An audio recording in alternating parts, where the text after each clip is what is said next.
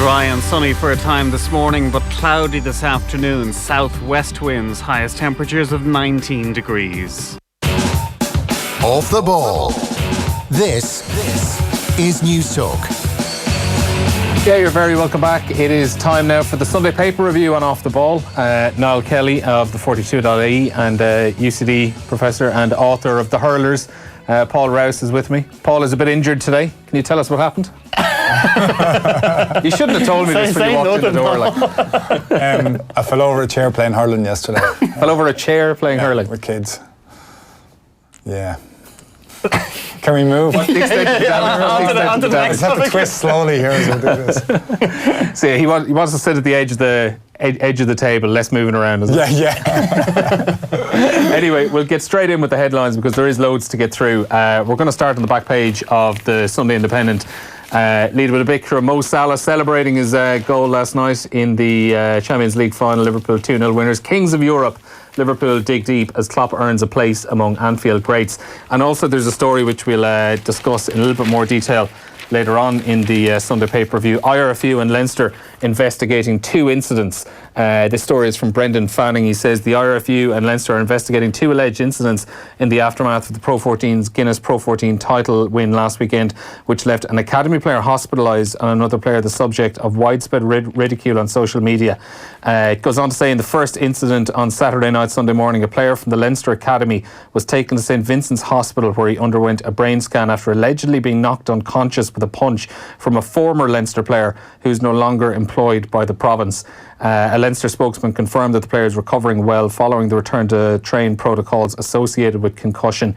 No charges were pressed and the alleged perpetrators subsequently attended an official function in the RDS to mark the 10th anniversary of the province's Heineken Cup title win. The former player lives abroad and is understood to have returned home. And also the second alleged incident last Sunday, a member of the public was urinated on by a Leinster player in a packed Dublin city centre pub where the squad were continuing their Pro 14 celebrations. There is a statement on that. The IRFU condemns and is committed to eliminating any antisocial behaviour within the game at all levels and continues to work closely with our colleagues in Rugby Players Ireland on education and awareness programmes for our players. So we will talk a little bit more about that later on. On the back page of the Sunday Times, again, they also go with Mo Salah celebrating his goal. All over in a Mo. Liverpool beat Spurs in Champions League final with help from second-minute penalty. The penalty scored in the second minute, but actually awarded just 24 seconds in the game. And also at the bottom, Salah, I'm a VAR fan now. That would be after the penalty wasn't overturned. A lot of people wondering, debating whether or not it was a penalty. What did you think? I mean, they keep changing the rules and the directives that keep coming down from UEFA towards referees are so complicated. Like, I watched the game with my dad and my brother last night, and even between the three of us, it was split on the couch 2-1 as to whether or not it was a penalty. So I think once upon a time, not that long ago, that was never a penalty. The referee waves play on, and we probably get a very different final off the back of it. But I think within the letter of the law and within the new rules that UEFA have handed down, which I understand, they're trying to make it as black and white as possible as they can for referees. And therefore that makes any VAR reviews a lot easier to conduct. And they're trying to take a lot of the kind of the grey out of the law. By the letter of the law, Damir Skamina probably got it right last night, I think you have to say. But that, in the 25 seconds into the biggest game in European club football, is not really what you want to see. And it's a very difficult position for a referee to have to be put in as well, and absolutely so cruel for Spurs. Yeah. So cruel for Spurs that all of the build-up, 3 weeks of preparation for this game. 24 seconds. 24 seconds. The first meaningful phase of play, a couple of bobbly balls in the middle of the pitch, the ball comes down, and this happens, and all of the best laid plans Actually, go I'm out. just trying to think there, maybe, did Liverpool, 24 seconds, was that literally the first touch of a ball a Spurs player had? Quite possibly. Very, very possible. There were a couple of contested headers in midfield, and the ball broke down, but it was certainly, I know, it was said on commentary last night, it was the first touch that Mo Salah had was when he picked it up and smashed it down the middle. I thought it was a penalty. Yeah. By the way the game has been refereed this year in the Champions League, I think you had to give a penalty. Yeah. We've seen less or far more debatable penalties given. Well, the Man United one, it's the one that springs to mind immediately. Was borderline amusing as a decision, but this one I thought he had to give it. By the way the game has been refereed, but I don't think Spurs are blameless in it. I really can't understand what Sissoko was doing by by pointing, like, would he not have been better off watching the ball? It's and moving probably the kind of thing that you do 25 seconds into a game because you haven't even settled into the game properly. You're probably only, and I know professional. I don't know. No? I don't know. I'm not too sure. Should be more switched on than What that? was he doing? Like, what was he pointing at? I think it was just kind of gesticulate into a teammate maybe about covering back or something like that. Yeah, but before that, anyway, before that, my bigger point is before that. Harry Kane went for 2 balls just before that. One went slightly over his head and he didn't make a huge effort for that. But the way he was pushed around for the ball just before it came in was really, really poor. And we might come to this later, but there's a really interesting thing in the papers when you look at the numbers that players are getting. And I don't often read the scores out of 10 that players are getting. But the Mail on Sunday gave Harry Kane 6 out of 10 for his performance. Yeah. To me, that's inexplicable. Well, yeah, wasn't, like, it seems like a gamble. And I think Pochettino was damned if he did and damned if he didn't. Like, if you don't play him and Spurs are beaten, then you have You've left your best striker on the bench in the Champions League final. I would have played him. I just say if this was thing, I think he's their best striker. It's the biggest game ever. You've got to see if he can do it. To me, the inexplicable part is leaving him on when he was so patently out of touch. And I suppose he gambled on the fact of playing him, and then he felt he'd stick with his gamble. But it just was never looked like paying off in terms of Kane scoring. Yeah, but even the decision, I think as well, that the substitution that Pochettino made midway through the second half, and it seemed to really energise the Spurs crowd in as much as the team, because he withdrew Harry Winks to bring on Lucas Moura, and it was a real sense of, and I think it's mentioned in the paper there, Chris Bascom or Daniel Taylor mentions it, that, the one thing Spurs wanted to make sure they did yesterday was that they left absolutely everything out, that they didn't leave Madrid with any regrets. But I think the point you make is right. Like, Harry Kane was, for all intents and purposes, it was a risk they took, and it was a risk that didn't pay off. He was marginally better in the second half, but in the first half he was a passenger. Yeah. Okay, we'll come back to that in a couple of minutes. Also, just back page of the Sunday Times, one thing we noticed, obviously the papers would have gone to print too early to include any Katie Taylor coverage of her fight last night. One thing the Sunday Times have gone, it's like the future of journalism. Katie Taylor, did she win last night's big fight in New York? See our tablet edition, or go to the sundaytimes.ie. Interesting way of kind of, covering the story in some way, and also acknowledging there's no way we could have had this in a paper. No, but at least they acknowledged that. That she I thought it was actually, it's a good way of doing it. In a World Championship. And that question, ultimately, as you were just discussing with Ronan, ended up more pertinent than anybody could have imagined. Is what we're talking about at the moment. Did she win last night in New York? It was quite clever, I thought. Also, back page of the Mail on Sunday, we'll fly through the rest of these back pages. Bellissimo, after last year's pain against Real Madrid, Mo Salah is spot on as Liverpool wreck Tottenham's dream. The back page of the Sunday World, Liverpool, you're simply the best. Mo Salah there on the left-hand side, and Jordan Henderson lifting the trophy. Joy of 6 for fans of Pool. Liverpool struck Champions League gold as goals from Mo Salah and Divock Origi secured a 6th European Cup. Also there, John Aldridge saying Klopp has Reds back in the big time.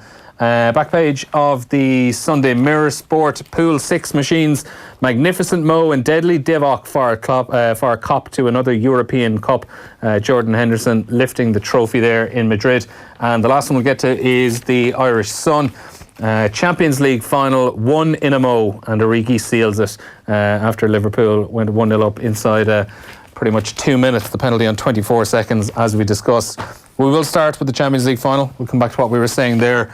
In terms of reaction pieces from Madrid last night, was there anything that jumped out for you? Yeah, there were a couple of outstanding pieces, really, and I think the thing that impressed me so much is I can only imagine what a newspaper office would have been like last night in order to pull together the spreads that we see this morning. For a game that finishes at 9:45 Irish time, and for the breadth and depth of coverage that we've seen across all of the major papers today, it really is, and I think it's an absolute credit to everybody that was sitting at a desk or everybody that was in the Wanda Metropolitano last night to be able to pull together such scope of pieces. Like, I think I counted 4 bylines in the Sunday Times from journalists that were actually billed as being in Madrid last night, and I think it was probably the same again for the Observer Guardian staff who kind of lead most of the coverage of that side. Like, I think it's a remarkable feat, really, and like, as we're saying, like the Sunday Times and the Katie Taylor fight, that's one of the limitations of newspapers. But last night, I think, showed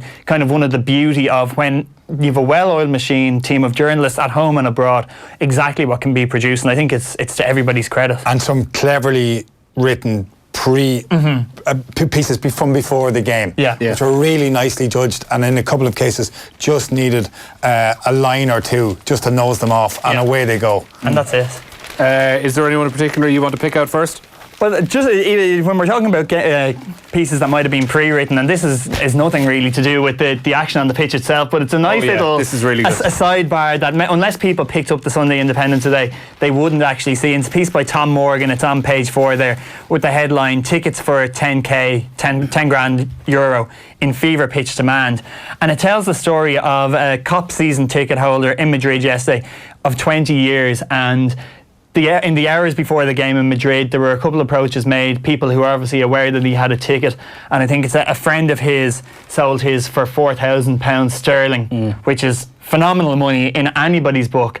And this man held on to his ticket, and shortly before kick-off was approached. It was approached, and an offer came in for €10,000. Yeah. And the line is, he handed it over. He's been on Liverpool's season ticket waiting list for years before securing his season ticket in the 1990s. Thought of his family and then handed over his ticket. "I take the kids to Florida," he told his friends. How can you blame him? His pal added. Family comes first. And 10 grand. 10 grand. And I think on the balance of things, like when you consider the game, I know it's an incredible night for all Liverpool fans. A 6th European Cup is a remarkable triumph. When you consider the action that was on the pitch last night, maybe he actually did all right for 10 grand for his ticket. I'd love to think that, if my team were in a big final like that, I'd hold firm and be like, no way, I'm not selling. This is a once in a lifetime achievement, but 10 grand is 10 grand at the end of the day. Yeah, and it's happy phone call home last night as well, I would imagine. Well, it didn't make it to the match, but but if you saw the scenes from yesterday, from around Madrid, there was the Spurs area and the Liverpool area, and it seemed to be just a lot of good fun. Yeah. And there certainly were a lot of people who'd spent a day lubricating, enjoying themselves. So it was there, but. It begs the question about the purpose of the match and the point of the match. Obviously, there's a game of football between two teams that is the focal point of everything. But it's now about it is about so much more than that. It's about the trip away, the day out, an essential part of the whole thing. And if you get 10 grand for a ticket, it's very hard. Yeah. It must be very, very hard to turn down that money. Yeah. Somebody said to me, and I didn't have a chance to investigate fully, see if it was true, but actually that the game wasn't widely available in Spain because it was on a pay-per-view channel and couldn't be seen. Now, I don't know if that was the case. I'd say that whatever bars did actually have it were packed full of supporters of both persuasion. Mention it as well, like bars there were jacking their prices up to. It was about like €8 or €9 for a small beer or something like that. Which is probably 5 There were times no much. big screens in the city. So there were no screens set up for supporters in the city, so they had to go to bars. No fan zones or anything like that? No fan zones. Yeah. There's a couple of other, obviously that's a quirky enough story, but they've been offered 10 grand and taking it. But there are also a couple of other ones that make you kind of feel almost a bit sick about the way the occasion of the game is and the demand for tickets. As kick-off loomed, 3 Liverpool fans were ejected from the stadium perimeters with fake tickets they had apparently purchased for £5,000.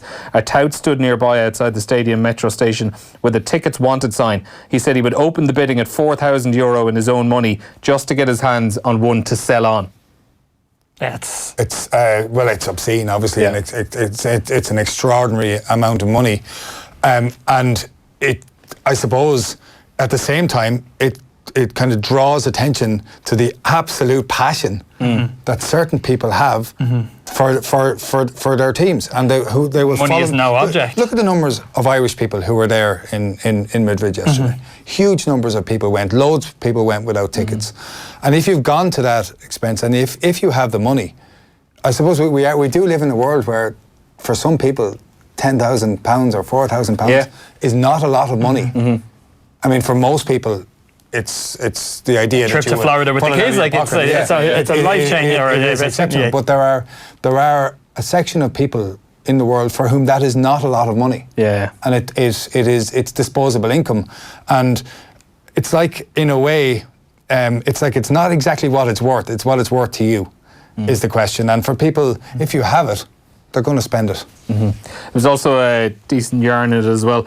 It had also been some journey for Spurs fan Jose Arellano from Monterrey in Mexico. Having arrived in Madrid with his wife and young son, he was told the £9,000 tickets he had bought via via ticket firm StubHub were undeliverable. However, in a slick PR move, rival ticket firm Viagogo stepped in to source 3 new tickets, albeit for 3 times the price. That's capitalism at work right there.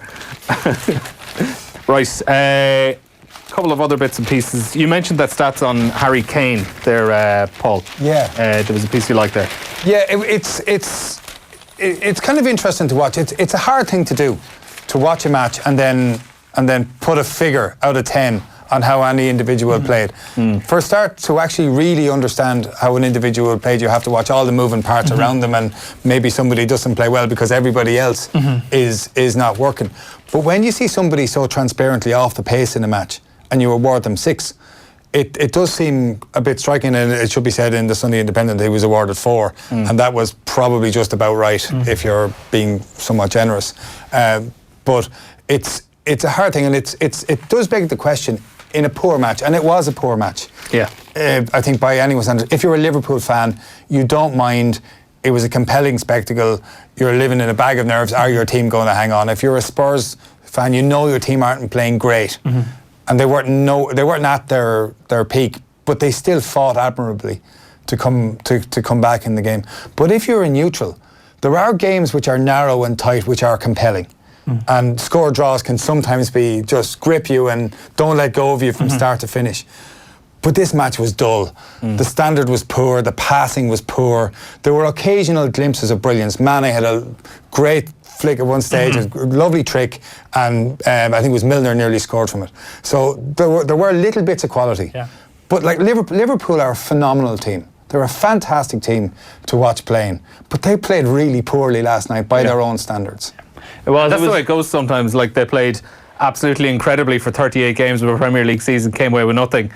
Didn't have the best day at the office, but look, they have a Champions League now. That's just sometimes the way it goes, isn't it? Like, and that's the way of it. It's just the way sport is. If you're a Liverpool fan, you won't care. Yeah, not in the slightest bit. Yeah. And fair, like, that's you can't condemn that. But I think if you're a neutral and you're looking for a spectacle, and I think that the hundreds of millions, for example, watching it on television last night, it's not a game that will live in the memory. No. It's not a game that you will consider a classic, and it can sometimes happen when you have 2 extraordinary semi-finals that the final is a damn squib. But there is another conversation, and it's about the Premier League, and it's about what happens in the Premier League and the quality of matches in the Premier League, and whether this was just like another fairly ordinary Premier League match. Yeah, and I mean, there's a few common themes that kind of emerge over the course of all of the coverage today, and I think what everybody, and again bearing in mind that all of these pieces were written to really tight deadlines, I think the one thing, like, everybody is just trying to make sense of how the game devolved into what you've just described, this kind of fragmented game where Liverpool couldn't really compete with Spurs in midfield. Like, you know, Spurs kind of had control of the game in the midfield, but weren't really creating any meaningful chances up front. And I think it comes down to there's a few common themes that emerge. Like Chris Bascom's piece in the Sunday Independent focuses very much on kind of the psychology of the game, and talks about there's a line in it that, you know, another loss would consolidate modern Liverpool's position as the club that has developed an allergy to silver. Yeah. And that for all of Liverpool's legacy, and we saw it in all the flags and the banners that reference their glorious past, and you could see them draped across the stadium last night, that, you know, since 2005, since Istanbul in 2005, Liverpool have kind of developed a habit of being the bridesmaid, as Chris Bascom says, and a couple of Premier League runners-up finishes, a couple of beaten European finals, 2007, and last year lost the Europa League final. That, you know, there was a sense that, you know, that this club is nearly at a crossroads where last night it was either win and, you know, the future is bright, or lose and, you know, this perception of you as has-beens or nearly beens or what might have beens really becomes impossible to shake. And I think that was pinpointed by a lot of journalists as kind of what led to kind of the nervousness that imbued Liverpool's play throughout. And for Spurs, on the other foot, there was the first Champions League or first European Cup final that led to a kind of a similar nervousness underrunning throughout their play. And then you had the game, as we kind of touched on at the top of the show, the game kind of irrevocably turned on its head after just 24 seconds because of a freak decision. And some of the, like Daniel Taylor describes that moment. He says Sissoko's pose was of a man looking the wrong way while he craned to change an invisible light bulb, which is a super line to sum it up. And Barney Renee, he chips in and he says Sissoko raised his right arm like a boxing padman offering a target to hit. And I think that moment, for what we debated the rights and wrongs of it at the start and whether Damir Scamina got it right or wrong, but I think that moment, the game is completely different from that moment on, and all plans are out the window, all bets are off, and the only way to make sense of kind of the fragmented, subpar, let's be honest, let's call a spade, like two teams that played below their best, is a combination of probably those two teams, the nerves that would have been there regardless, and then this game where all of a sudden the game you're preparing for only lasts for 24 seconds and you have to deal with a completely different set of circumstances. Is the aim now in the Champions League aim for the arm? Well, if you're in the box and seems like you're a smart that tactic possession, now. and someone, a defender, is standing in front of you, by the rules, you clip it off the arm, you've got a chance. Just now. play a little. It doesn't have to be a whole pile, but you've got a chance. And the arm in an unnatural position. Like, how do you judge that? Like that becomes very sloppy. And does it only apply for VAR decisions to do with penalties? Because do you remember in the first half when Andy Robertson was running out towards the wing and he kind of sent his arm backwards and he clipped a Spurs player, was a Trippier in the face. Now, he barely touched him, right? And in any rational conversation, it's not even close to a sending off. But at the same time, his arm was in an unnatural position and he hit a Spurs player in the face. So if you're going to give soft penalties, where do you stop the lines? Is this going to just keep going and going and going? And the notion that VAR will kind of, it will improve some things. It will, particularly for offside, and you can see that. But there are decisions around penalties which are essentially subjective decisions, which will remain subjective off the pitch as well as on it. And people you will end up still with contentious decisions. It's not just going to change. Yeah, it's the one part of the game really that VAR is never really going to be able to put a black and white decision on. Handball, there's always going to be people saying it was accidental, arms in an unnatural position. You're trying to gauge intent off a video replay. It's very hard to do. And obviously there are things like offside for maybe clear fouls and stuff. It's, a lot of the time it's going to be fairly obvious. Handball is always going to be a grey area. There's always going to be, and it can't clear that up. Yeah. And when you slow, it's like everything. We saw, you mentioned the Paris Saint-Germain United game. Like, actually, the first couple of replays I saw of Sissoko's handball last night, I actually couldn't see the handball of it because I thought it was kind of hitting here initially. I saw it hit his chest, and it was only when I saw the fourth or fifth angle where his arm actually comes down onto it. And like, if you slow anything down, like this point has been made many times, like if you slow anything down to freeze frame, of course you're going to find, or you're going to read into it, intent where there maybe is no intent, or you're going to see something that looks crystal clear where in real time you're like, well, sure, how could I have seen that? It's impossible for the naked eye to pick it out with that level of clarity. And I don't know, I think VAR and the rules as they are now, it runs the risk of, yes, everything looks like a handball when you analyse it in such minute detail, and that's not good for the game. That's not, it doesn't, like... Well, we're going to talk about it an awful lot. Yeah. Like this is going to happen year after year now. It's not going to change that. I think in respect to what you were saying earlier about this being a huge psychological win for Liverpool, I think that's true. But I do think even if they had lost, I think there is a team in Liverpool there that has really come a huge step forward. I think it's a much better team even than it was last year. I think that, and it's way better than the Istanbul teams and around there, and it's clear that there are building blocks now in place in Liverpool where they will win a league in the next couple of years, and particularly Guardiola doesn't have a long shelf life in any club that he stays at. When he slips away from City, what's going to happen there? But how many psychological knocks can a team like that take? How many times can you...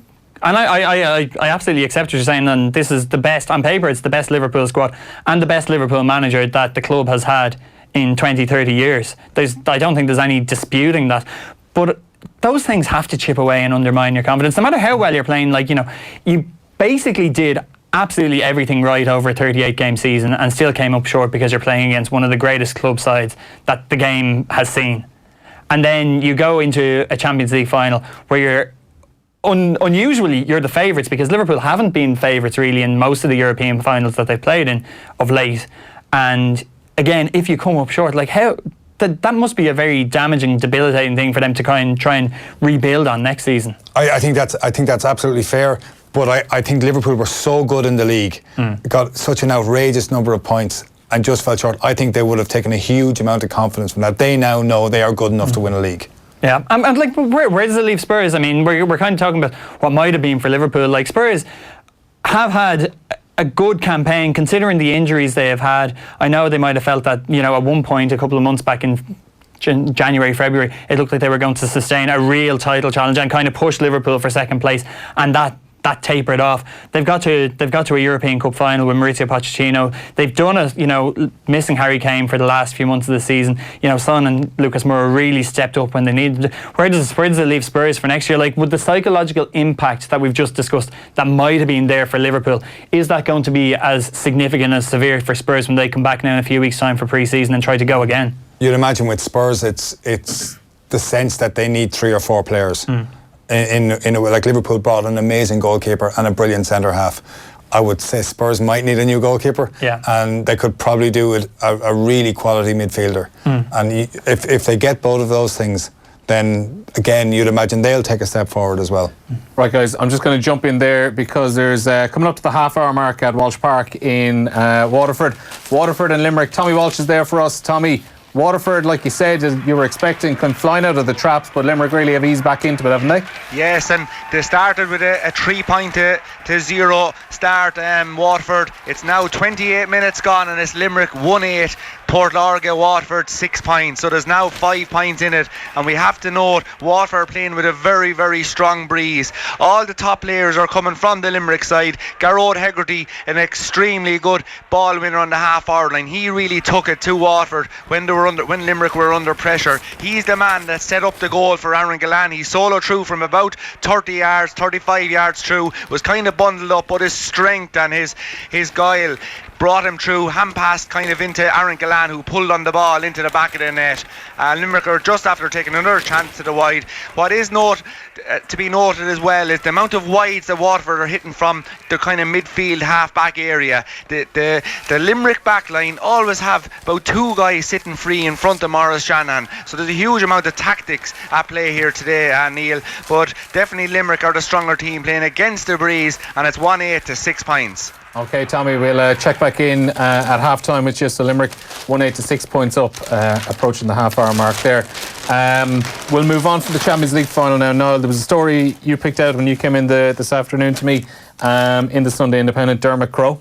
Yeah, I think that this is pages 6 and 7 of the Sunday Independent today. And it's actually, myself and Paul were just talking outside before we came on air. It's actually a brilliant GAA spread in its totality. So the piece, the central piece is, I'd say it must be 2,000 odd words, with Father Harry Bowen, the legendary Clare manager, and like we'll get into the depth and detail of that, but it's surrounded by a column from Colm O'Rourke on kind of the need for reform and his thoughts on kind of John Horan. Obviously was out earlier in the week saying that, you know, now there is an appetite for a championship reform.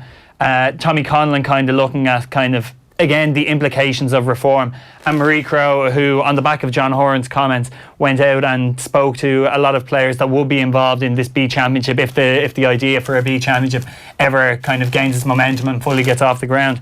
And I think when you read them in their totality, it's a perfect reflection of where GAA, the game of GAA, the game of Gaelic football, the game of hurling is at the moment. The Father Harry Bowen piece, I just thought, as someone who doesn't actually know a huge amount or didn't know a huge amount about Harry Bowen before reading this today, I just thought it was a phenomenal piece, thoroughly enjoyable. And a kind of, as enjoyable nearly for the off-the-field insights that Dermot manages to get out of his conversation with Harry Bowen. So Harry Bowen, you know, studied in Maynooth and was ordained in 1963, but then was sent off to do a postgrad in sociology in Cardiff. outside, before coming back to Ireland. And it has greatly influenced his thinking and future work, especially in rural regeneration when he returned to Ireland in 1968. So this is before he became Clare hurling manager in the mid-70s. And like Father Harry Bowen, he's from Feakle, he's from the same village as Ger Loughnane. And it kind of positions him perfectly to talk about Ireland from nearly the 1960s through to the modern day, the changes in Irish society. Dermot says he talks about the 4 revolutions of the 60s in information, industry, education and the church, and how he could see increasing centralisation and emigration gradually killing rural Irish life.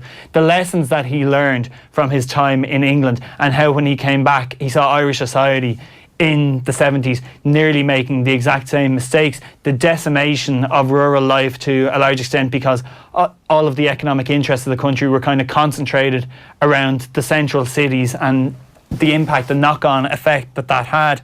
I mean, there were so many lines that you could pick out of it.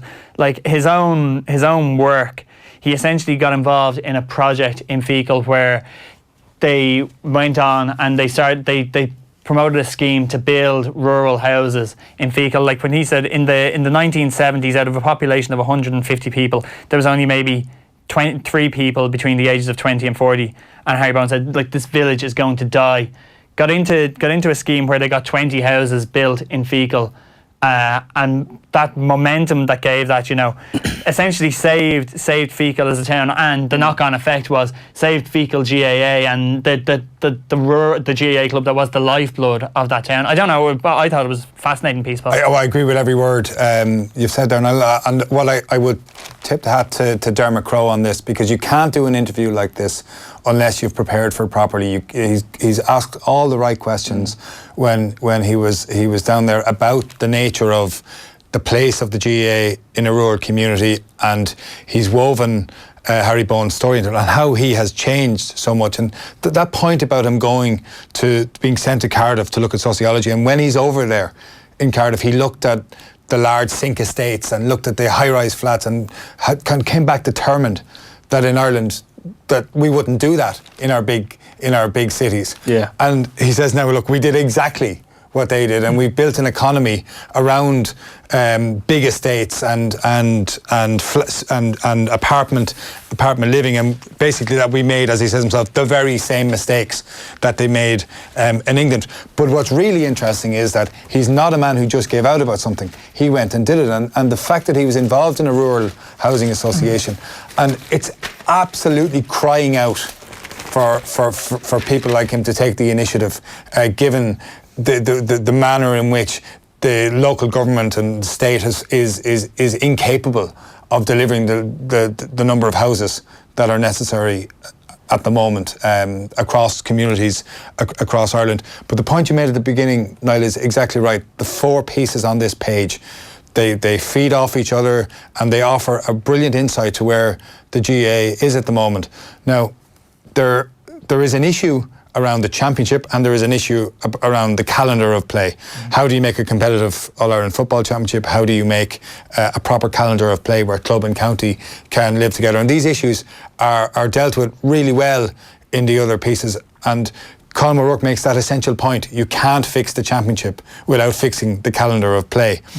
And Marie Crowe's point, in a very well put together piece about what people wish from, who actually are from so-called weaker counties, or whose teams are down there, what they wish to play for. And do they not merit consideration in the construction of what is about to be done?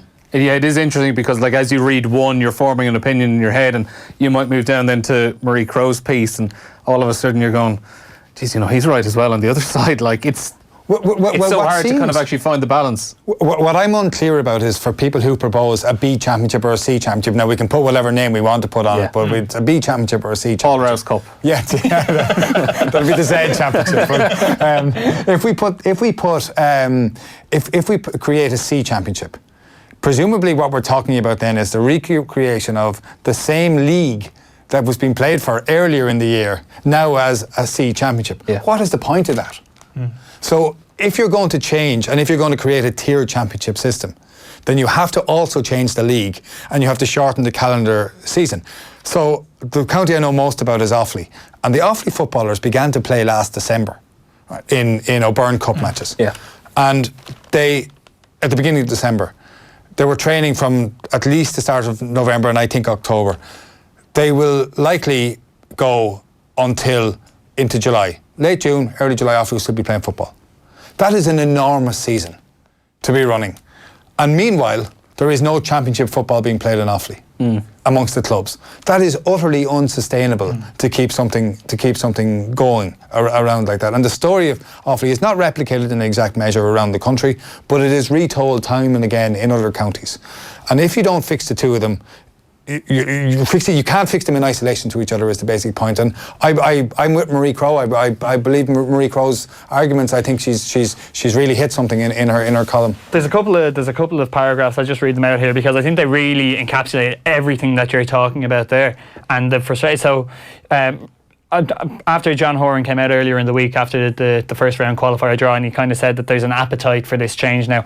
Marie Crowe, so she contacted players from the so-called weaker counties to see how they felt about it. I was met with frustration, suspicion, exasperation, and definitely a lack of appetite. The players I contacted want change, all right, but they also want help. They want more resources and better structures within their county so they can improve. They certainly don't want to be demoted to a secondary competition. And then she quotes Laois manager John Sugrue, who I can imagine tongue very firmly in cheek as he made these comments. As any Kerry man will. Yeah, very firmly in cheek. Said, sure, feck it, we'd probably be better off with a two-tier championship. We'd be better off if these kind of games didn't happen, inconveniencing lots of people who want to see the top 8 play against each other. I think we should just whittle it down and let the best teams play each other all the time and let everyone else play in backfields around the country. And that's... But this is the danger of what it comes to. And I know nobody's soliciting my view on football reform, and that's grand. I'm okay with that. But I think the things that need to happen is, I think that there needs to be within the championship, if there is going to be any form of secondary competition, I actually think there needs to be a path of progression out of it within that year and within that championship. So if you win the B Championship, or if you're one of the top 2 teams in the B Championship in the year, you're not waiting until next year to reap the rewards. Yeah. You're actually getting your shot at Sam Maguire at an All-Ireland quarter-final or a preliminary quarter-final in that year, because for all of the good and bad of the Joe McDonagh Cup, I actually think that having to wait a year really is... Well, you get back in, you get back into play quarter-final, pre-quarter-final matches, and that has something to it, but a football championship that is just tiered and is a replication of the National Football League is not an answer. Yeah, and it's a lovely idea to think that, all these teams are going to be playing similarly equipped teams week on week. It's going to be fantastic, but... So who are you going to put in? That's exactly what I'm saying. Yeah. You're kind of just assuming that all the other teams are going to be happy to be playing teams of their level and not get a crack against the bigger sides. So if you think about it, this is exactly right. So Dublin play a middle of Division 2 team, what's going to happen there? It's most likely going to be a wipeout. Yeah. So there are very few teams in any sport who the very best teams won't obliterate on any given day.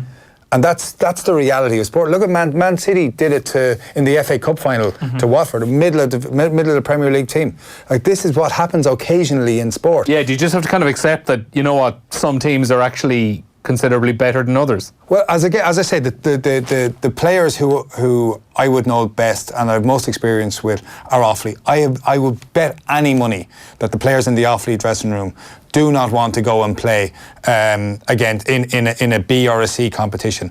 And look at it this way: Offaly nearly beat Meath in the quarter-final of the Leinster Football Championship. Should have beaten Meath in the quarter-final of the Leinster Football Championship. Meath are a Division 1 team now, and Offaly are a middle of Division 3 team. So people want to be very, very careful about how they construct divides here between counties and what they expect. There's a brilliant line in Colm O'Rourke's piece, though, and he just nips at it and he does it again. What is going to happen to Dublin in any new shake-up? And of course, anybody who wants to posit splitting up Dublin into any sections. He's not letting that one go. He's not letting it go, but if you want to talk about it, you also have to talk about the amalgamation of other counties. Yeah. So is that what you're proposing as well? Because you can't just split Dublin and then leave, say, weaker, smaller counties, so-called, in splendid isolation. Yeah. Okay, we'll move on from that now. We'll take a break in a moment. First, though, though, we are going to go back to Walsh Park.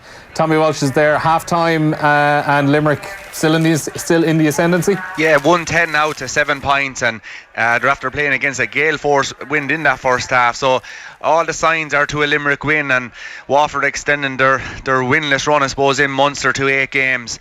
Really, I suppose the first half was, I know I spoke about that it wasn't really going to come down to tactics.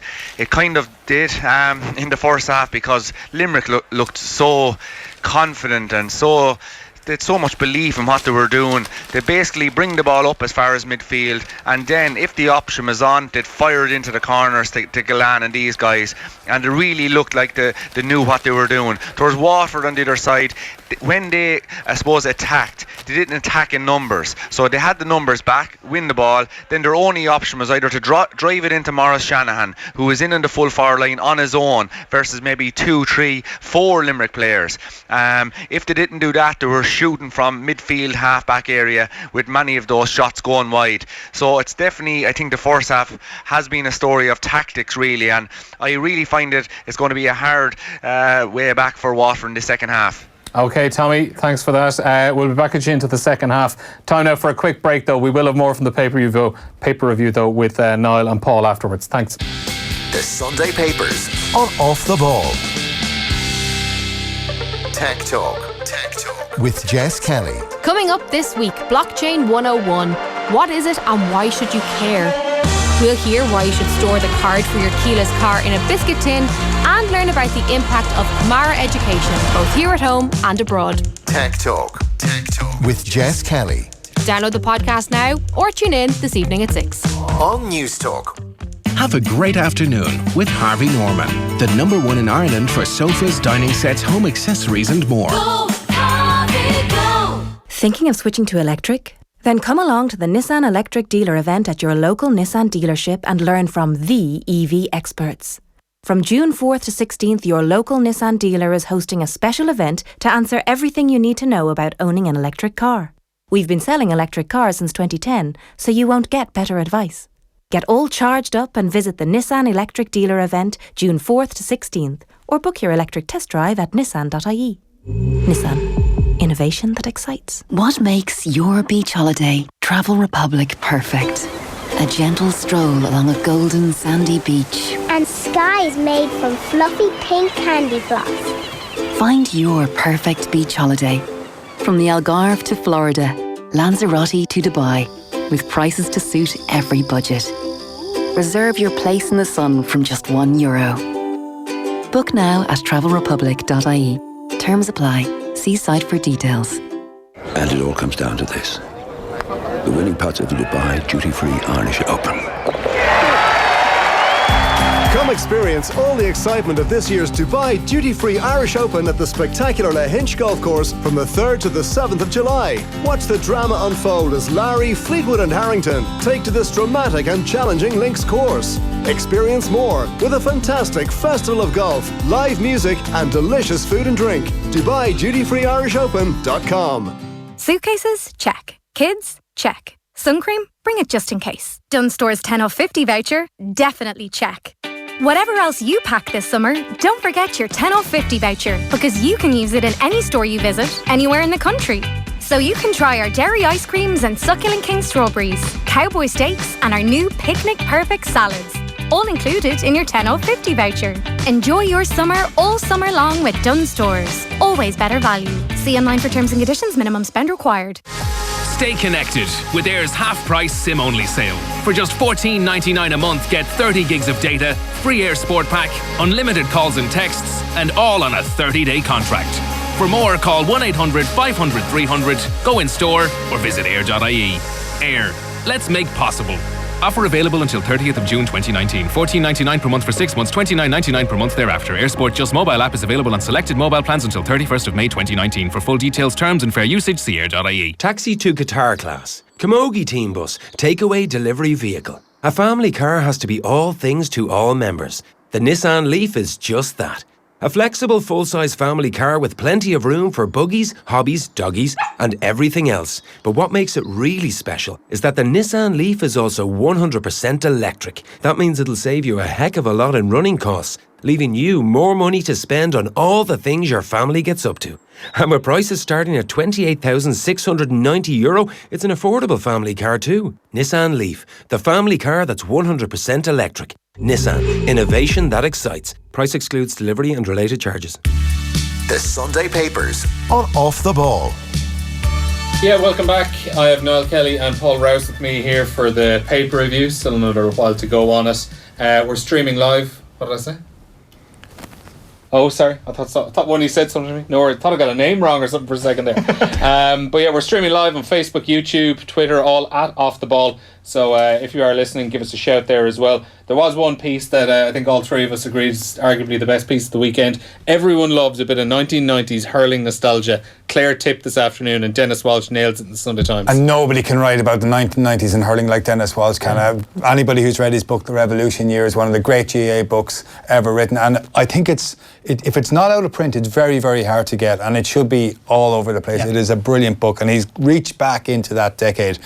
On the day that Clare play Tip 4 o'clock, to me it's the most eagerly awaited game of the championship is Clare Tip at 4 o'clock. And when you read this, you understand just how much has changed in the game on one level.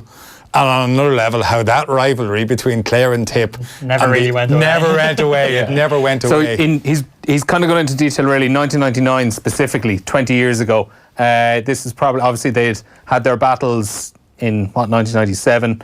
1995 as well.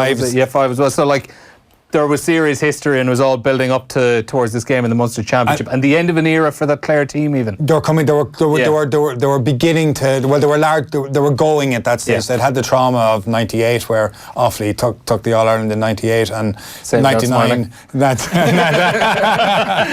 much more than a smile. And 99 they were still going, but it turns on this notion of a relationship which extends beyond sport, and it's this notion that Tipperary looked down on Clare and Clare would do anything to come back against Tipperary, and it was this notion of that they're arrogant, that they come around and they strut around like peacocks and they keep us down. Yeah. And on the other hand, from Clare, absolutely bridling at the notion that they are anyway inferior to anybody from Tipperary. And if you look at it, what every team in every sport does is look for an edge.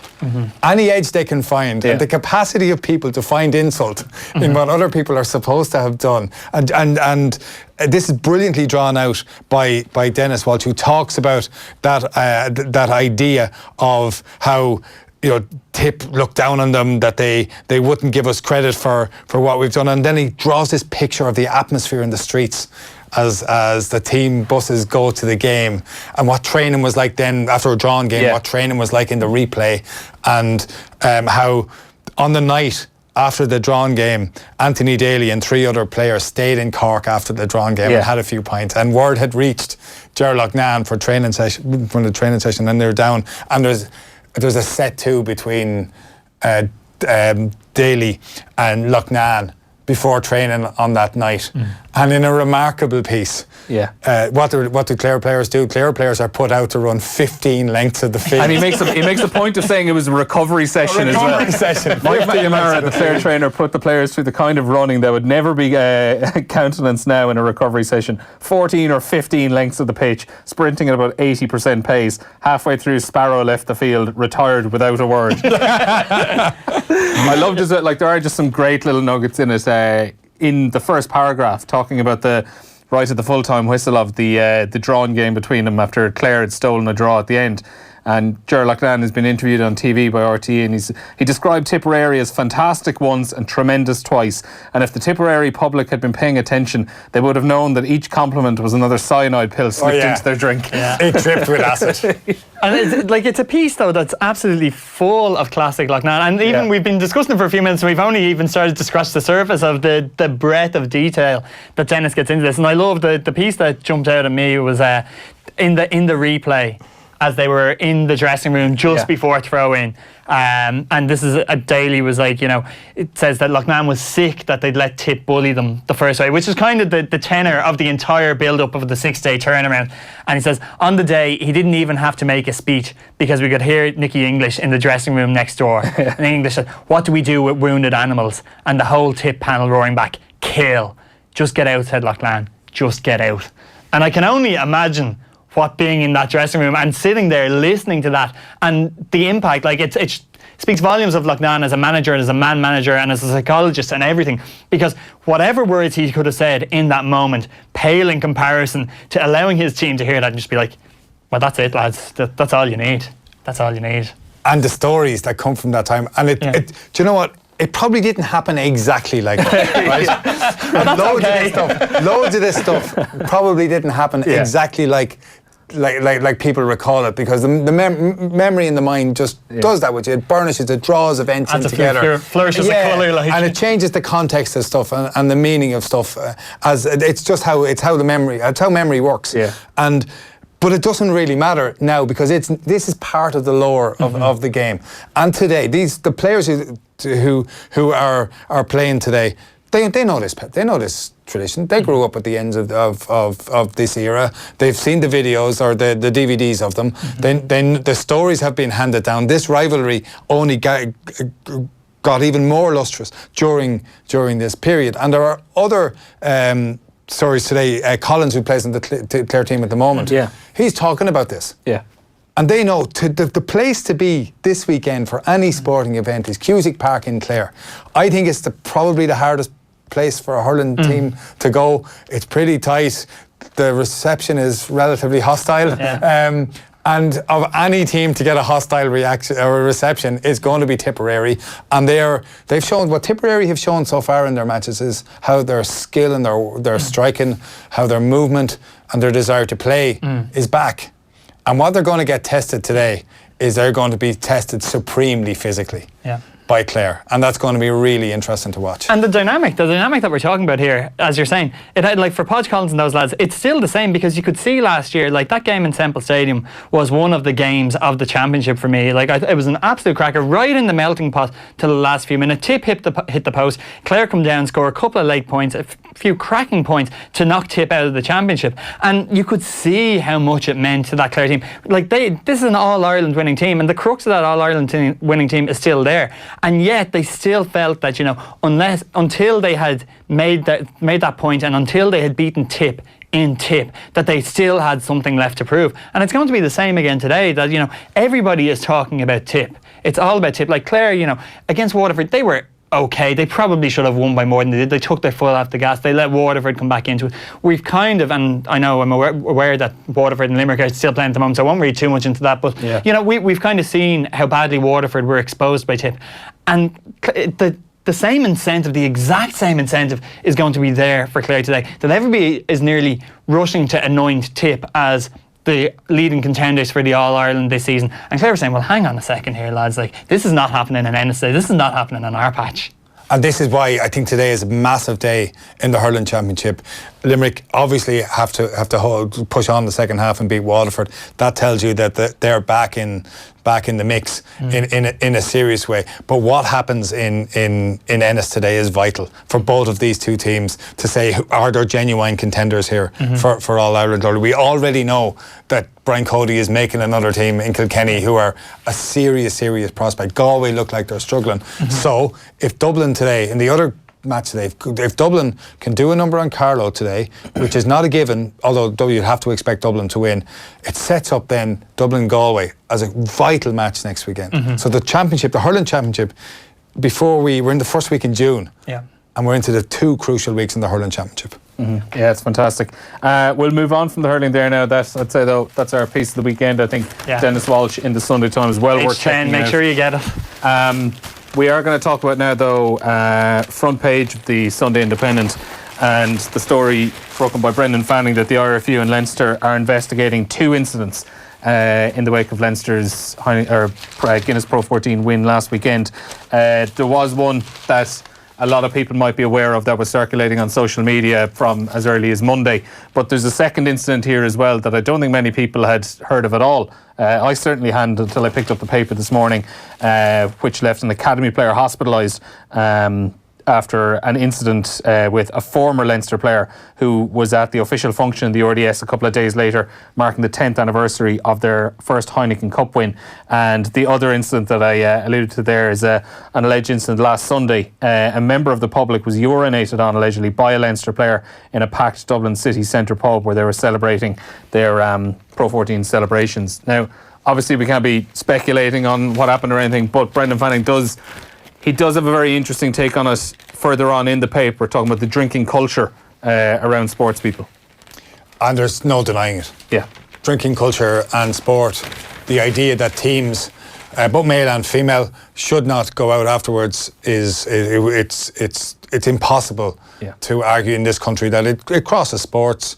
It's something that has a long and deep tradition, from cups being filled in pubs after games to the day after. I don't know anybody who has won, for example, a county championship in the GAA, who doesn't say that the day afterwards, the Monday, which is ordinarily spent in the pub, is there's no experience, no feeling quite like it. It's a great day, and it's interesting. I think there are two observations that I would make about this story. The first is, when you began your introduction, Neil, you were talking about how Brendan Fanning broke the story today, and he did break. Well, you're right. He broke the second part of the story, which I didn't know anything about until today.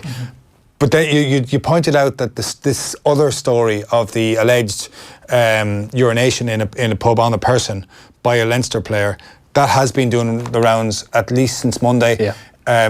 It's multiple WhatsApp groups. It's apparently the names are being bandied about on Twitter, and it's a kind of an interesting thing. There are competing aspects of the story, and the person has been named, and it has been covered. Pretty much most people, I think, know of the story, at least, even if they don't know of the person. And yet it takes until Sunday, and the Sunday Independent published a story, and no other newspaper, it seems to me, there's certainly none that I found. Niall, I don't know if you found anything, but I found no other newspaper seems to have touched it, which is interesting. And it should be said that the people who are involved, stories can come from pubs, and context matters, the people who are involved matters, evidence matters. And before anybody prejudges anything, I think it has to be clear that there is due process allowed to everybody here. Number one. Number two, this is the second observation I make. If it is true, there is no hiding place from this. It is disgusting. Absolutely. Just to follow up on that, Brendan Fanning, he did get a statement from Leinster and the IRFU. So the first part is, the IRFU is aware of alleged incidents involving two Leinster-based players. While we are unable to comment specifically on these allegations, we are confirmed that we're liaising with Leinster Rugby to ascertain the facts around the incident. They go on to say, the IRFU condemns and is committed to eliminating any antisocial behaviour within the game at all levels, and continues to work closely with our colleagues in Rugby Players Ireland on education and awareness programmes for our players. There are some very interesting points, I think, in the more kind of detailed piece, and where Brendan kind of is able to put in his own opinion ever so slightly on the drinking culture around sport as well. And the central point that he really makes is that, these athletes are such finely tuned athletes across whatever sport you're dealing with. When you're dealing with elite athletes, everything is so measured and quantified, and pretty much everything that goes into their bodies over the course of a season is prescribed down to the nth T. And then as soon as the season is over, or as soon as there is an occasion for a celebration or a commiseration or whatever it might be, that your body is not attuned to this culture then of that this is how... An all-day drinking session. It says, Brendan says, if you're a high-performing athlete, then it's certain that your opportunities for this kind of blowout are few and far between. being unused to alcohol means your system struggles to deal with it. Factor in the quantities, the fact that you're likely starting the session already fatigued and dehydrated and you're halfway there. And I think that, like, that's kind of the crux of the issue here, is that, I guess, we talk a lot about drinking bans across the GAA. We talk about the role, you already touched on it, Paul, the centrality of, and it's not a sporting issue alone, the centrality of alcohol in Irish life, full stop. Never mind sport. And I think, but when you're that finely tuned, that this is, you're obviously, there's so much pressure on these games, there's so much intensity that goes into your campaign, that if this is how you choose to let off steam, and there are players that I'm sure across all sports that equally, that this is not how they celebrate, and this is not what they do, like that there are players that they continue, like, you know, they go out and they have a night with their team, but they actually probably wouldn't be that interested in having more than a beer or two anyway. But if this is how you choose to blow off steam, you need to be so conscious of how you're entering into this equation, because you're not starting off as a level playing field with the man who has a couple of pints at the weekend every weekend. Yeah, and there is one thing I would add to that, and it's in Brendan's piece, and I don't agree with this, but Brendan asked the question, if it is inescapable that professional players on the loose, on the piss, is a risky business, then why are they not chaperoned? How can Leinster, or any other side, he continues a little bit later, in the same scenario, let their lads off the leash in public without designated security staff to intervene before things get out of hand? Should that not be part of the annual budget? I just don't go with that. Yeah, there has to be a level of personal responsibility in there. Like this, they're adults. These are adults, and if you should be able to go out and spend a day with your teammates, and not, now this is not to prejudge what happened, but the idea that you should need a chaperone or security staff or people to intervene just doesn't. We're not talking about people who, as soon as they walk into a bar, will have 100 people swarming them, like Cristiano Ronaldo or Lionel Messi or someone. You know, for the most part, these guys, top GAA players, top rugby players, even a lot of soccer players, would be able to kind of enjoy some bit of a private life, enjoy themselves in a bar. They might have a few people asking for photos or something, but it's not really anything you need to have a security guy stepping in there to help them out with. I can't see it. Yeah, that was it. Anyway, that's that for now. Also, another piece in the Sunday Independent today. We're getting some good mileage out of it this afternoon. Mick McCarthy is, I suppose, profiled by Paul Kimmage. Quite a lengthy read in there as the Republic of Ireland get ready for their Euro 2020 qualifiers against Denmark and Gibraltar. It's a really long read, but there's some really interesting pieces, specifically about the notion of the Irish national anthem and how Mick McCarthy came about learning it and getting his players to learn it. It's fascinating. Like, and the one thing that I'd say is like that Paul is in a unique position to write this piece, because I found it very hard to establish when the last time Paul Kimmage and Mick McCarthy have actually spoken. There's kind of a mention in the opening paragraph that maybe Paul was out in Quinta do Lago last week when Ireland had their training camp in Portugal. But if there was any direct interaction with Mick, or if he actually sat down and spoke to Mick last week, it's not actually clear. And rather, this is a piece that's kind of built over 20-ish years of Paul Kimmage and Mick McCarthy interacting and crossing each other's paths in a professional capacity. And Paul said when he came back and he pitched this piece, he was like, well, you know, I've actually spoken to Mick, I've interviewed Mick more than anybody else. And this is his attempt to kind of understand Mick McCarthy's worldview, Mick McCarthy's personality through a series of snapshots from across that 20 years. And I think the piece that the three of us all, or the section of it that the three of us all kind of happened on, is what you said, is the piece about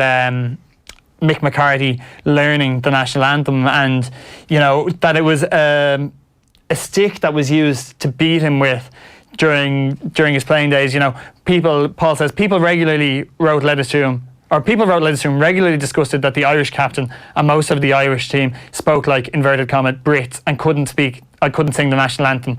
It used to drive him absolutely mad. And in the summer of 1996, just after Mick McCarthy became manager, he received a letter from a man called Liam O'Sullivan. Now, Liam O'Sullivan may or may not be the name of the man. And McCarthy opened it, and Paul says he saw the words national anthem and thought at first it was from another crank. But there was something different about it. The stamp on the envelope, the address inside. Liam O'Sullivan, born in England and living in Coventry, was offering to teach him Aaron Levine. And there's this brilliant anecdote about how McCarthy picks up the phone and rings this guy, and he says, well, I understand, I can teach you. This is a man, Englishman in a thick English accent. I can teach you this. And sends him a videotape, which and the videotape is, teach yourself to sing Osceola, a cowboy production for Chanter's video. The best part on is, as the video goes on, it says, you know, he would learn the sounds of these words phonetically the whole way through. But then came the twist. Now, Mick, I'm sorry, but you'll have to excuse me, the instructor announced. I haven't a clue about the last two lines, because you know what always happens, don't you? The band plays on and the crowd always shout, come on, effing Ireland, but I'll find out and let you know. And so this is a tape that Mick McCarthy showed. He played to the players later as part of his tenure as Ireland manager. Played it before Liechtenstein game, Paul says here, and showed them, and they organised a rehearsal. And I guess the punchline to the story is that as they played it and as they went through it, they got to the second last line. There was Keith O'Neill who stood up and come on effing Ireland and took over it. And I think we know Mick McCarthy. We know his sense of Irishness. There's another part in the story where Paul touches on it and says that, you know, the first call he made after ringing Louis Kilcoyne, the FAI president, to accept the job as Ireland manager was to his dad, because and all he said, his dad is like, have you any news for me? And Mick says, well, you know, you're talking to the new manager of the Republic of Ireland. And Mick's Irish identity is something that has been so central throughout both his playing and his managerial career. It's a foundation part of what Mick's involvement with this Irish team. And I think that anecdote just kind of hits on it brilliantly. Like the importance of him not only learning the Irish national, like how deeply it wounded him when the man on the street was saying, well, you know, he's not even singing the Irish anthem. The lengths that he went to learn, and then how important it was that he passed that on then to the team when he was in charge. Mm-hmm. I'd hazard a guess that, so it's very interesting the way it's spelled out phonetically and the words that are done. And this has happened in the Irish state. The first ever St. Patrick's Day broadcast done by Ireland was W.T. Cosgrave had the words that were in Irish spelled out phonetically for him when he was in the position of president when he was doing this. So this is a long-standing thing of doing it. But I would be fairly sure that those words, Sinn Féin Fáil, Tofa Yalagair and Buindar Slew, and so on, I would guess that the majority of people in this country don't know what they mean.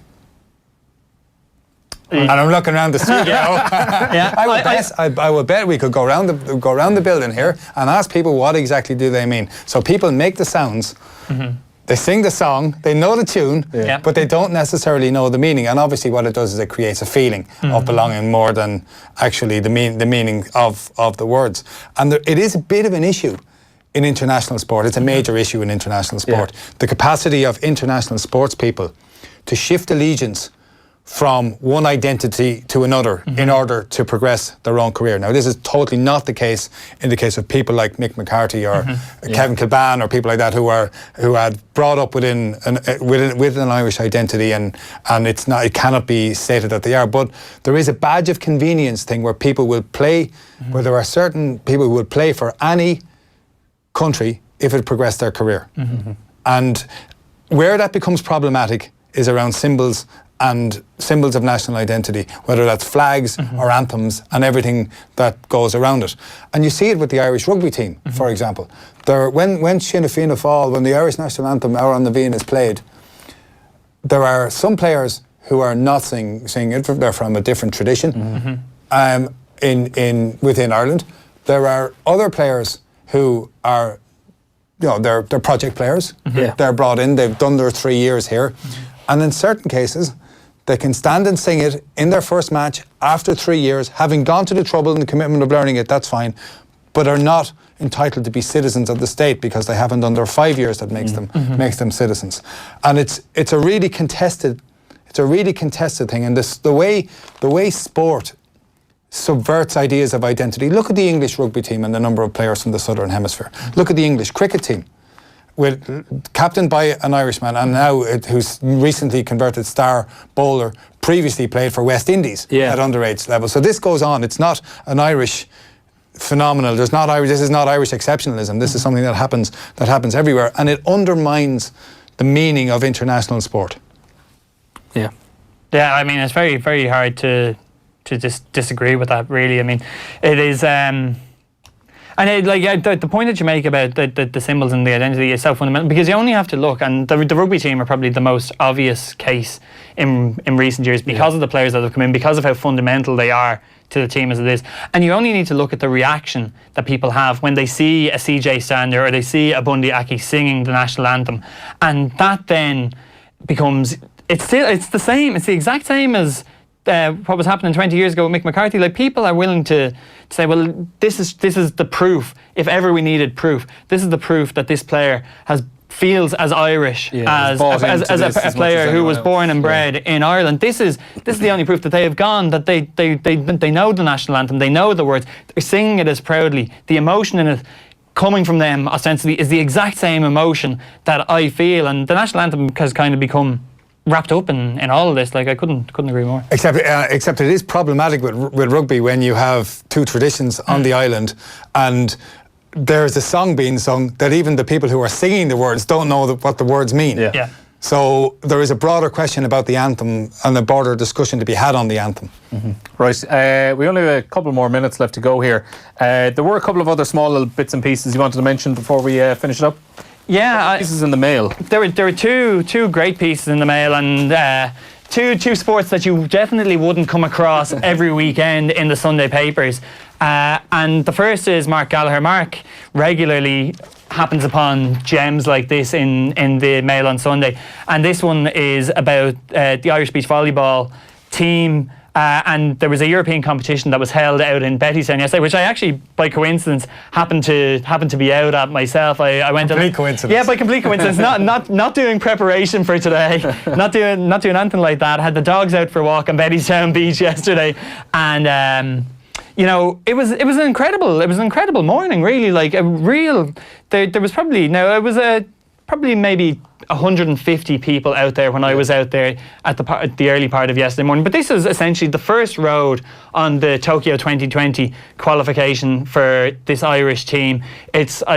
My understanding of it was essentially a third tier championship, and then you get into the second tier championship and get into the qualification. It is such a lovely notion, like that, the end point is potentially Tokyo. The start point is Bettystown. Yeah, and that I know somebody else who plays baseball for Ireland, and they went through a similar thing. Yeah. Like their qualification is, I think, started out in Ashburn, and again, there's many interim steps, but the end point for everybody is that you start in Tokyo, and there were teams from Denmark, there were teams from Slovakia, and they were all down on Bettystown Beach yesterday. And the standard was the quality of entertainment. You actually can't underestimate. Like, it wasn't. I've seen a bit of beach volleyball in the past. I was at the Olympics in Rio. I saw how much it meant to the people of Brazil. Yes, this is a few levels down from that, but it's remarkable entertainment because the game is so fast, it's so frantic. Every time the ball looks like it's going dead, there's a moment when somebody will just pull off a ridiculous play and keep it alive. Yeah. And I think Mark's story basically touches on the plans to grow the sport within the game. The Irish A team there yesterday, Isabel Carey, born to Irish parents but has lived all of her life in America. She's one of the top players in UCLA. Won the conference's Player of the Year this year. I was fascinated to see she was on a beach volleyball scholarship in college. And it's phenomenal, but these are it's players like this, and I know again there's maybe some Alex Graves, to the best of my knowledge, Isabel's partner, is Irish, has Irish connections, and is now qualified for an Irish passport, which entitled her to play in this competition. And I know it all draws back into, kind of touches on what we're talking about here about national identity and people representing people, and but this is the way to grow any game. This is what it takes to get a sport off the ground. And there are people who have been involved in the sport in Ireland. I know there's a mention there, Miriam Gormley, who was part of Ireland's B team, and she's described by Mark as player, administrator, and tireless promoter. And she played yesterday. The structure of the competition meant that an Irish A and B team both played against Slovakia. And I think you see both elements of what it takes to get any minority sport off the ground. Someone like Isabel Carey, who is an outstanding talent at the sport with Irish heritage, who is coming back to represent your country, and someone like Miriam Gormley, who is building the foundation blocks of what it takes. And you can't underestimate what it must have taken for them to get this tournament here to Bettystown, like as a preliminary Olympic qualifier, to get it here to Bettystown and to put that in place yesterday. And I just think it's a remarkable story, and one that will have passed an awful lot of people by, because let's be honest, unless you're passing Bettystown Beach, I did see one or two pieces in the paper during the week, interviews with Isabel Carey, but otherwise this might well have passed you by. And it was a great Irish sporting story yesterday, a real gem. And on that, like, just the final thought on, like, 50 years ago when people first started surfing in Ireland, everyone thought they were off the wall. Now there's a real surfing culture because we had the beaches and the waves for it. And, you know, you just kind of think, like, you know, well, it does start here. It's something incredibly small. And I'd add to that Irish sport has been transformed in the last 20 years by immigrants moving to this country and what they bring with them. And if you, the point Mark Gallagher, it's a great article that he's written here, and Mark Gallagher makes the point in it about the number of people who have moved to Ireland from places where volleyball is huge, who are now playing the sport, not beach volleyball, but volleyball itself around the place. And that's, see, if you go to beaches, for example, look at people kite surfing on Dollymount. Now, they are almost always people who've moved to Ireland, and they've brought their culture with them. And I think it's changed Irish sport in terms of what's available, the diversity of what's done, and it reminds you of how much sport changes all the time. 62 different nationalities is the point that Mark makes in the piece, which is give volleyball the claim to arguably be the most diverse sport in the country, which is phenomenal, really phenomenal. And very finally, we're right at the end of our time here, Niall. There was another piece in the Mail as well by Shane McGrath, the big interview this weekend, to point out to people? Yeah, it is with Claire Cryan, who is trying to dive for Ireland at the Olympics next year. So she's starting out on her own path to Tokyo. She's a 25-year-old. She moved to Dublin in 2017. She is from Sheffield originally, eligible to dive for Ireland, to represent Ireland through her Irish grandparents from Sligo and from Roscommon. And like, Claire has a phenomenal story, one that I wasn't overly familiar with before reading Shane's piece, I'd agree, but there are some really great insights into it, and kind of the central crux of the piece was that she actually spent time working on cruise ships in the Caribbean, where she was part of diving shows that were put on by kind of the tour cruise operators to entertain the clients that were on board in these cruises.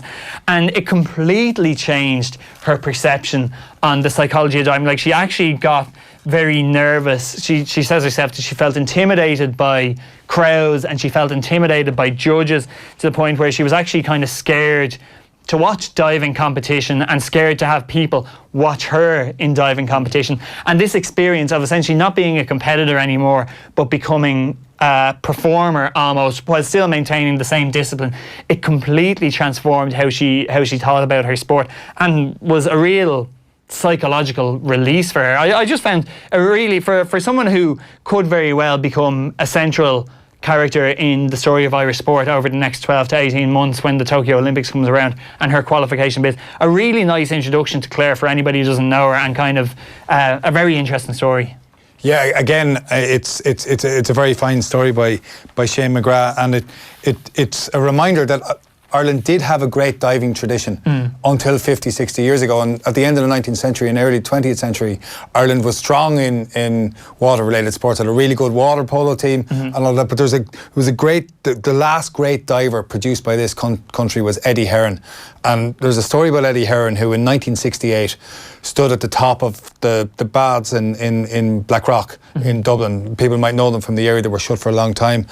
And he did this extraordinary dive, and he won the Irish diving championship. It was the 34th time he had won it. He'd been retired for 18 years, but had dived every day and was persuaded to enter the championships again. He had first competed back in 1924.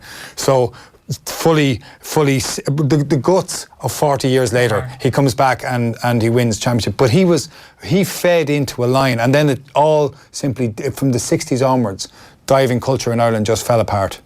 Okay, guys, we are out of time now. That's where I have to leave it. Paul Rouse and Niall Kelly, thanks a million for coming in this afternoon and joining me. We got through quite a lot there, and even more to get through in the papers as well. Time now, though, to go back over to Waterford, to Tommy Welsh in Welsh Park in Dungarvan. Limerick starting to pull away now, and Waterford down to 14 men. Tommy? Yeah, 2-19 to Limerick, 10 points to Waterford. And the hero of the hour so far, Garrod Hegarty, has just after been substituted.